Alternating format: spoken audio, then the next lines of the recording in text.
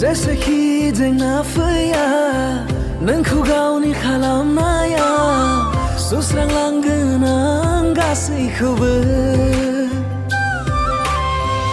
ओरैबायदि सान गैया जेराव नोंनि बाथ्रा फैया।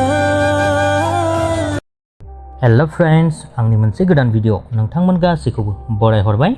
नोंथांमोननि सेराव आं आरो मोनसे गोदानै बर' मिउजिक भिडिअनि आपडेट लाबोलायबाय। जानो हागौ नोंथांमोना भिडिअ क्लिपखौ नायनानै मोनथिखाबाय आं मानि सायाव आपडेट लाबोनो नागिरदों। स' लोगोफोर, बे भिडिअनि आपडेटआनो जादों साननैसो सान सिगांनिफ्रायनो थाइलेण्डआव शुटिं खालामबाय थानाय रिया ब्रह्मनि दैदेननायाव आरबि फिल्म प्रडाक्शननि गेजेरजों फैनो गोनां मोनसे बर' मिउजिक भिडिअआ दिनै आबुङै रिलिज खालामजाबाय। बे मिउजिक भिडिअनि टाइटेलानो जादों लोगोफोर सिरियै। बे मिउजिक भिडिअआव गाहायै फाव खालामनाय नुनो मोनगोन बर'निनो मुंदांखा फावखुंगुर लिंसार आरो लोगोसेनो फावखुंग्रि दैजि। बे मिउजिक भिडिअनि डाइरेक्टखौ खालामदों सं बसुमतारी। लोगोसेनो बे मिउजिक भिडिअनि डाइरेक्ट अफ फट'ग्राफियाव दं अरुप गयारी, केमेरा एसिस्टेन्टआव दं फि। बे मिउजिक भिडिअनि प्रडाक्शन मेनेजारानो जादों शिवा बसुमतारी।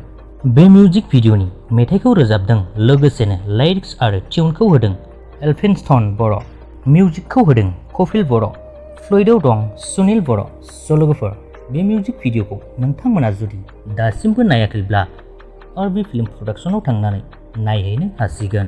नङाब्लाबो फुल भिडिअनि लिंकखौ डिसक्रिपसनाव होनानै दोनबाय, नोंथांमोना बेनिफ्रायबो नायहैनो हागोन। बेजों लोगोसेनो बे मिउजिक भिडिअनि आपडेटआबो बेखिनियानोमोन।